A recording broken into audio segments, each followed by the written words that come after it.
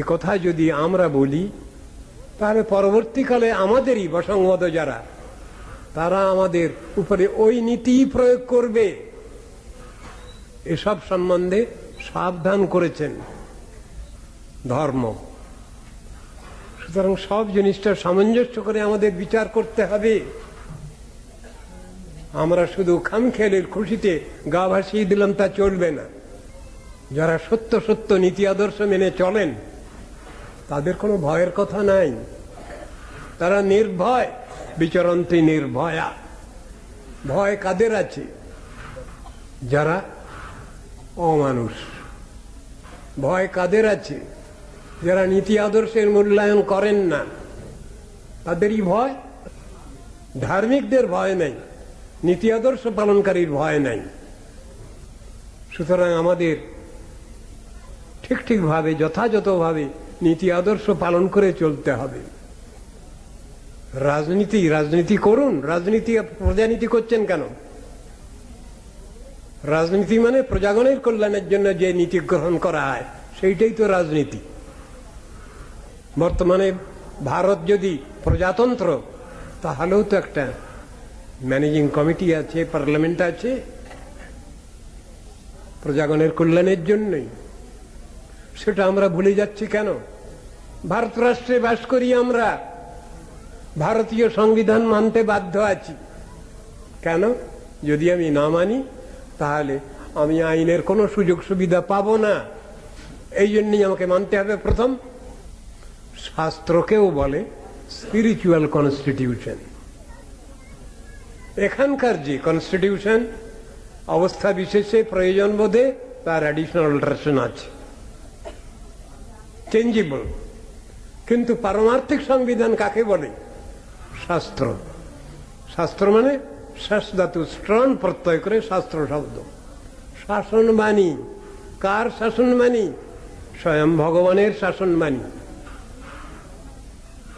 সেই শাসন বাণী মানতে বাধ্য আছি আমরা। যতই অস্বীকার করি না কেন, কোনো লাভ হবে না। কোনো মানুষই ন্যায় নীতি আদর্শ বাদ দিয়ে সংসারে সমাজে চলার পথে চলতে পারেন না, সেই কথাই বলা আছে। তা কেন আমরা নীতি আদর্শকে অস্বীকার করি? কেন আমরা অপরের ভালোটা দেখতে চাই না? যিনি অপরের ভালো দেখতে চান তার নিজের ভালো হয়, আর যিনি অপরের ভালো দেখতে চান না তার নিজেরও অকল্যাণ হয়। এর তো ভুরি ভুরি উদাহরণ রয়েছে সমাজে। এগুলো আমরা ভুলে যাচ্ছি কেন? ধর্ম তার অরিজিনাল পজিশনেই আছে। অধার্মিকগণ যতই চেষ্টা করুন না কেন তাকে ফুট আউট করবেন ক্ষমতা নেই তাদের। নাস্তিক্যবাদ যতই বৃদ্ধিপ্রাপ্ত হোক, আস্তিক্যবাদকে কখনোই ধ্বংস করতে পারবে না। বহু রকমের নাস্তিকতা আজ জগৎকে পেয়ে বসেছে। মানুষ সাধারণ ভুলগুলো, সাধারণ ভ্রম বুঝতে পারছে না। খুবই দুঃখের কথা, পরিতাপের বিষয় এগুলো। আমরা যদি নিজের ভালো চাই, অপরের ভালো হবে। অপরের ভালো যদি চাই, নিজের ভালো নিশ্চয়ই হবে।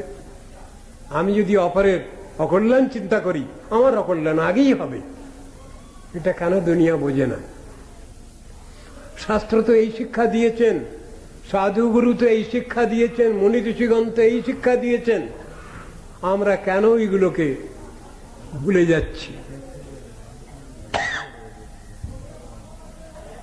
তাই যারা আমাদের উপরওয়ালা আছেন তাদের মেনে নেওয়া মানে এটা শিষ্টাচার। এটাকেই বলা হয়েছে ক্যাথলিক রিলিজিয়ান। এখনকার ভাষায় বুঝাতে গেলে একে বলা হবে ট্রু ক্যাথলিক রিলিজিয়ান। গুরুবাদী ধর্ম, বেদনিষ্ঠ ধর্ম। শাস্ত্রকে অস্বীকার করে আমরা নিশ্চয়ই খুব বাহাদুর হতে পারবো না, আমাদের অস্তিত্ব সংরক্ষণ করতে পারবো না। কোন জাতি নীতি আদর্শকে না মেনে অস্বীকার করে তাদের অস্তিত্ব সংরক্ষণ করতে পারে নাই। আমরাই বা কি করে পারবো? সুতরাং সব বুঝে সুঝে আমাদের ঠিক ঠিক পথে চলা দরকার। আলোচনা করতে গেলে বহু সুসূক্ষ্ম বিষয় রয়েছে, সেগুলো এর সঙ্গে অনুসৃত। শাস্ত্র বলছেন খারাপটাকে ছাড়ো, ভালোটাকে গ্রহণ করো। যদি আমি খারাপটাকে না ছাড়ি তাহলে আমার সদ্ভাব গ্রহণ করা হয় না। সুতরাং খারাপটাকে আগে ছাড়তে হবে। তাই শাস্ত্রের উপদেশ, তত দুঃসঙ্গমসৃজ্য সুসজ্জিত বুদ্ধিমান। বুদ্ধিমান মনুষ্য কি করবে? যতগুলো জিনিস খারাপ আছে সেগুলোকে সব বর্জন করতে হবে, ছাড়তে হবে। তবে তার সদ্ভাবের উদয় হবে, সদ্ভাবের স্থান পাবে তার হৃদয়ে, সে কথা বলা হলো। সুতরাং অনুকূল এবং প্রতিকূল যে ভাব আছে, বুঝে সুঝে আমাদের প্রতিকূল ভাব বর্জন করে সেবানুকূল্য ভাব গ্রহণ করতে হবে। সেই কথা শাস্ত্রে বুঝানো আছে। আনুকূল্যস্য সংকল্প প্রাতিকূল্য বিবর্জনম রক্ষিষ্যতি ইতি বিশ্বাস গোপ্তৃত্বে বর্ণং তথা আত্মনিক্ষেপ কার্পণ্যে ষড়বিধা শরণাগতি। সব তত্ত্বদর্শনগুলো আমাদের অভ্যাসের ব্যাপার, শিক্ষার বিষয়। এগুলোকে আমরা অস্বীকার করতে পারি না আমাদের চলার পথে। এগুলো নিয়েই আমাদের চলতে হবে। ভগবানকে ভালোবাসতে হবে। কে ভগবান, কে সুপ্রিম অথরিটি, সেগুলো তো বলা আছে, বুঝানো আছে। উল্টো পাল্টা করছি কেন? আমরা কর্মচারীদের বলে দিচ্ছি ইনি মালিক, এরাই মালিক। হবে না তো ওটা। তত্ত্বদর্শনটা উল্টে যাচ্ছে। কর্মচারীকে কর্মচারী বলবো, মালিককে মালিকই বলবো। মাঝে মাঝে এমন হয়ে যাচ্ছে, কেউ মালিককে কর্মচারী বলে দিচ্ছেন আর কেউ কর্মচারীকে মালিক বলে দিচ্ছেন। সব তত্ত্বদর্শনগুলো শিখতে হবে। শাস্ত্রে রয়েছে যুক্তি, তত্ত্ব সিদ্ধান্ত। যারা ভগবত ভক্তি লাভ করতে চান, সাধন ভজনের উচ্চ সোপানে আরোহণ করতে চান, তাদের তো বহু কিছু শিক্ষার বিষয় রয়েছে, সেগুলোকে শিখতে হবে। জড়বস্তু কখনো অপ্রাকৃত হয় না। আবার চেতন বস্তুকেও যদি আমি জড়বস্তু বলে পরিত্যাগ করি তাহলেও আমি বঞ্চিত হই, তত্ত্বদর্শন থেকে বঞ্চিত হই। এর তো ভুরি ভুরি উদাহরণ শাস্ত্রে রয়েছে। হচ্ছে বিষ্ণু শিলাদি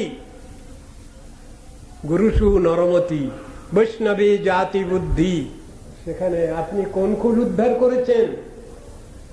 ব্রাহ্মণ কুল, কায়স্থ কুল না শূদ্র কুল? এমন ধরনের প্রশ্ন আছে। কিন্তু সাধু সন্তদের যে বিচার রয়েছে, শাস্ত্রে যে বিচার রয়েছে, ভগবান বলছেন যে কথাগুলো, সে কথাগুলো আমরা বুঝতে চাচ্ছি না। কি বিচার সেখানে? বৈষ্ণবের কোন জাতি বিচার নাই। যতক্ষণ জাতি বিচার আছে ততক্ষণ পর্যন্ত তার ভিতরে বৈষ্ণবতা ভক্তত্ব আসতে পারে না। এই বিচার বলছেন। হরি ভজিত চার জাত, হরি ভजे तो हरि नहीं भजे तो चार जातो चमान, और हरि भजे तो चार जात एक वर्ण हो जाए। সেই কথা বলছেন তো মহাত্মা তুলসীদাস। তো ওটা আমরা বুঝছি না কেন?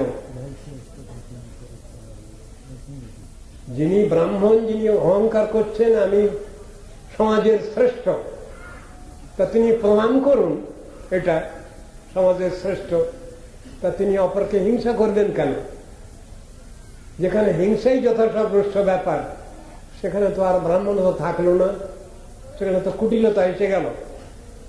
ব্রাহ্মণের যে ষড়গুণ, দ্বাদশ গুণযুক্ত যে ব্রাহ্মণ, তার ভিতরে তো সরলতা থাকবে, অন্তর্দর্শন থাকবে। সেটা কই, তার অভাব হলো তো। সুতরাং তিনি ব্রাহ্মণ হতে পারছেন না। আবার শাস্ত্রীয় বিচার রয়েছে, শ্রীমদ্ ভাগবতের বিচার রয়েছে। যিনি বা যারা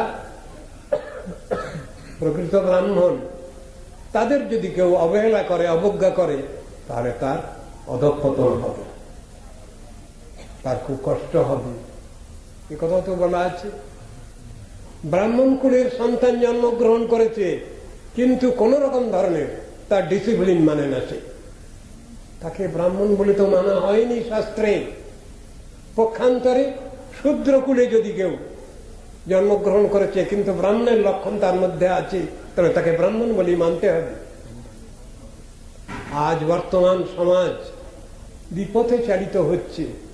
মুনি ঋষিগণের যে শিক্ষা, গুণের আদর, গুণীর আদর, সেসব আজ উঠে গেছে। শাস্ত্রের বিচার মানছে কোথায়?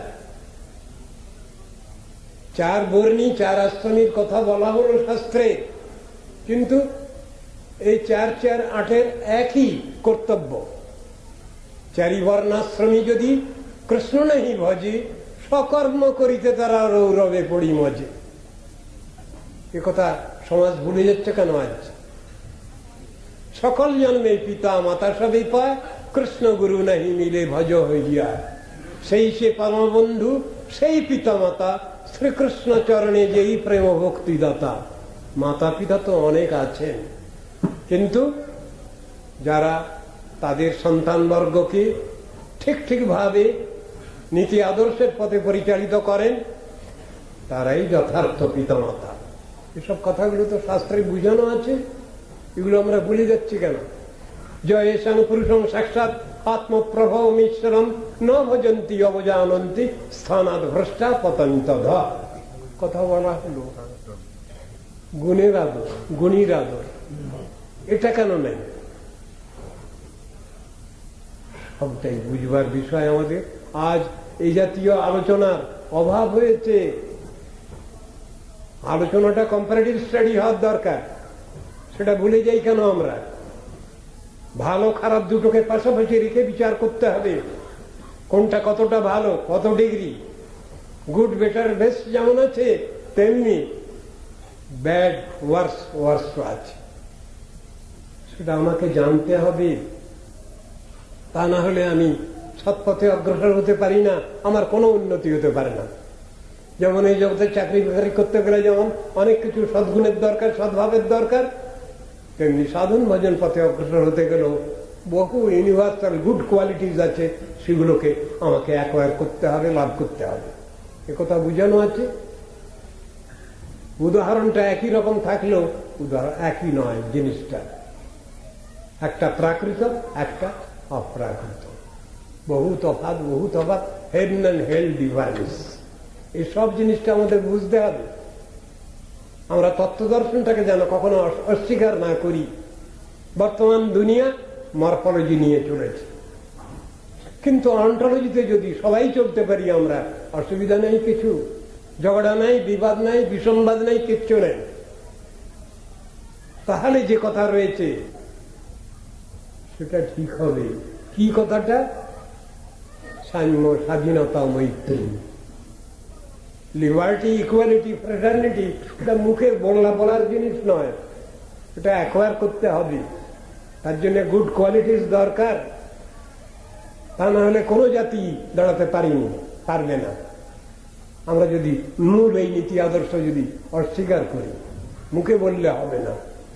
রাজনীতিতে ওটা হয় না, ইকুয়ালিটি, ফ্রেটার্নিটি হয় না।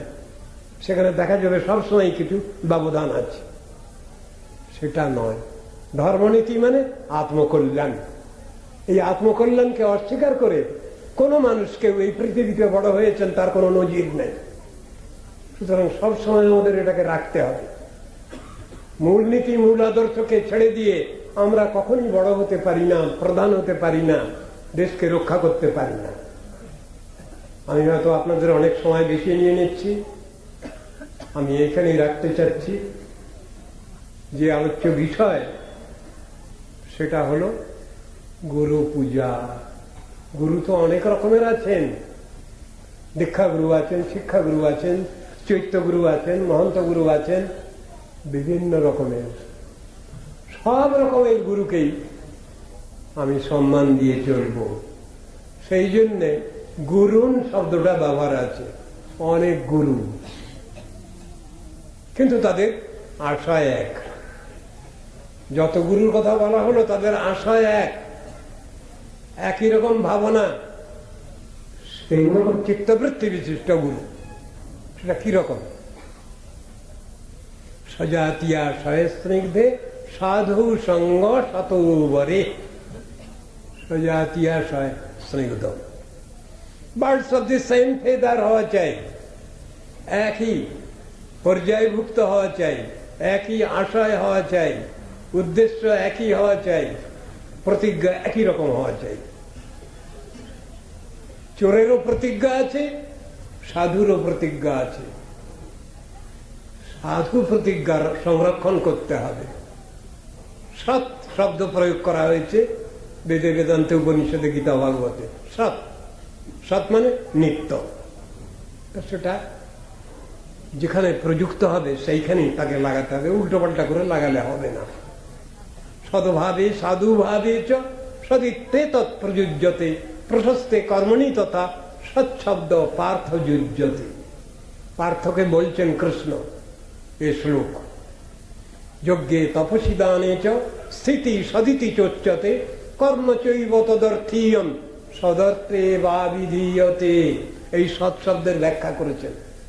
সৎস্বরূপ ভগবান, সৎস্বরূপ জীবাত্মা, সৎ ভক্তিবৃত্তি, অপরের কল্যাণ চিন্তা। নিজের কল্যাণ চিন্তা তো নিশ্চয়ই, তার সঙ্গে অপরেরও কল্যাণ চিন্তা।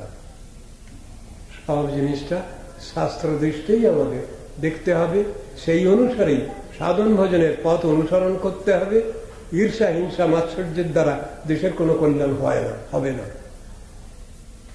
সেখানে স্নেহ মমতার দরকার আছে, কর্তব্যবোধ দরকার আছে, দায়িত্ব জ্ঞান রয়েছে, সব কিছু, সবগুলোকে নিয়ে সদ্ভাব, সদ্ভাবনা। আমি এখানেই রাখছি। মঞ্চা কল্পতরুভ্যশ্চ কৃপা সিন্ধুভ্যৈব চ পতিতানাং পাবনেভ্যো বৈষ্ণবেভ্যো